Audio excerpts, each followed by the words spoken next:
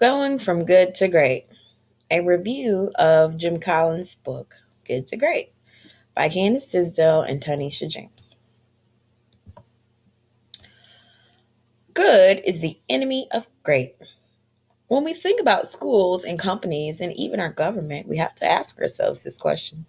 Is it really great? How to go from good to great. There are 5 different levels of leadership. Level 1, highly capable individual. Level 2, a contributing team member. Level 3, a competent manager. Level 4, effective leader. And level 5, an executive level. Each level of leadership requires the individual to put forth a little more effort in order to be great. Now what? How does a good leader go to becoming great? They understand these three simple things. First, finding the who rather than the what, meaning getting the right people on the bus and getting the wrong people off the bus. Second, the right people on the bus will be self-motivated by the drive to create something great. And third, having the wrong people on the bus will not help your company go in the right direction. So, get the right people on the bus. Those right people will ultimately motivate themselves to create something great. And having the wrong people will not help your company grow.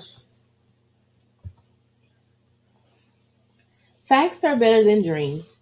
All good to great companies begin the process of finding a path to greatness by confronting the brutal facts of their current reality. Creating a climate where the truth is heard involves 4 basic practices.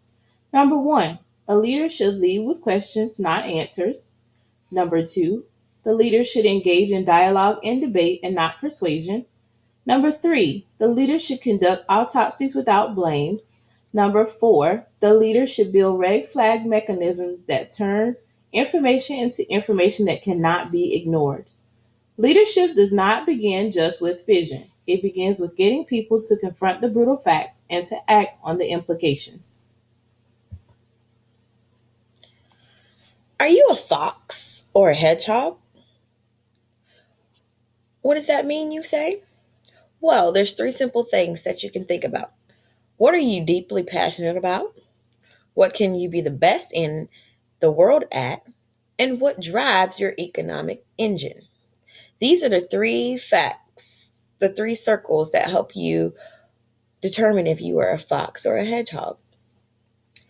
First, understanding what you can and cannot be the best at. You are doing the work for which you have a genetic or God given talent, and perhaps you could become the best in the world in applying that talent. So, the crucial point in the hedgehog concept is not a goal to be the best, it is understanding what you can be the best at. Focusing solely on what you can potentially do better at than other organization is the path to greatness. Second, insight to your economic engine. What is your denominator? Good to great companies attain a deep understanding of the key drivers in its economic engine and built its system in accordance with this understanding. If you could pick one and only one ratio, profit per X to systematic increase over time, what X would have the greatest and most sustainable impact on your economic engine? And finally, understanding your passion.